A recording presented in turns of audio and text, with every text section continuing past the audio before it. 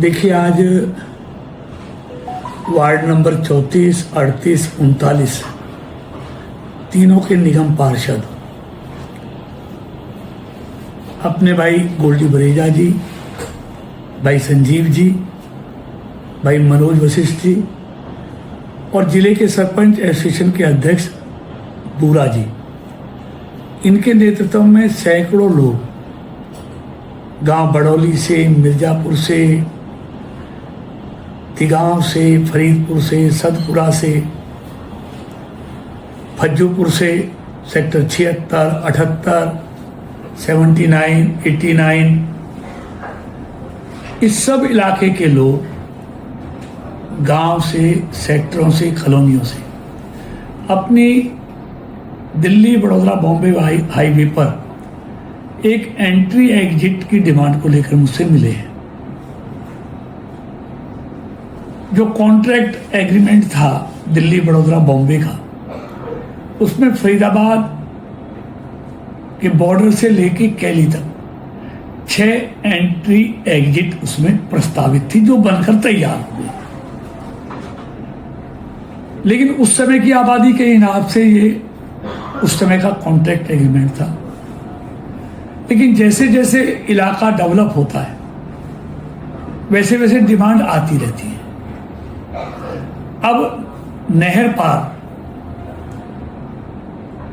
बड़ौली, मिर्जापुर, फरीदपुर, सतपुरा, फज्जूपुर इस एरिया के जो गांवों की जमीन थी, वहां नए नए सेक्टर डेवलप हो गए हैं।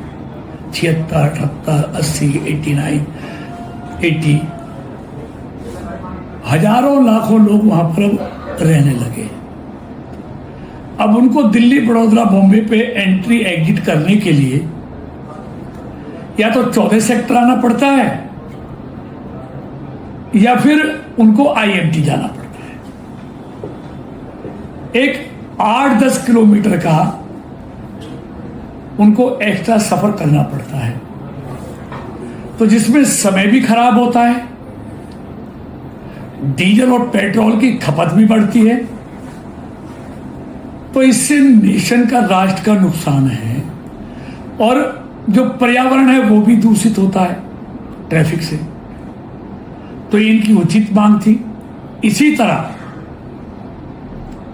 सेक्टर 29 से लेकर मीठापुर तक दिल्ली बड़ौदा बॉम्बे एक्सवे पर कोई एंट्री एग्जिट नहीं है। एक बहुत बड़ा इलाका जिसमें 37 सेक्टर से लेके आईपी कॉलोनी तक, सराय खोजा 37 सेक्टर, अशोका, पल्ला, तिलपत, सेहतपुर, अगवानपुर, बसंतपुर और इस सब इलाके में आने वाली सैकड़ों कॉलोनियां, इनको भी एंट्री एग्जिट के लिए इस दिल्ली बड़ौदा बॉम्बे हाईवे पर या तो 29 सेक्टर आना पड़ता है या मीठापुर जाना पड़ता है। तो यहां भी समय और तेल की बर्बादी होती है। इनकी भी एंट्री एग्जिट की मांग थी बहुत लंबे समय से। तो इन दोनों मांगों को लेकर ये लोग आज मुझे मिले हैं। मैंने उनको विश्वास दिलाया है, एनएचआई के अधिकारियों से बात की है, उसकी फिजिबिलिटी चेक कराकर निश्चित तौर पर इस इलाके के लोगों की इस समस्या का समाधान हम कराएंगे। तो आश्रम से लेकर सराय खोजा तक, जैसे मैंने पहले कहा, डीपीआर तैयार हो गई है। एनवायरमेंट और फॉरेस्ट क्लियरेंस के लिए केस चला गया है। बहुत जल्दी ही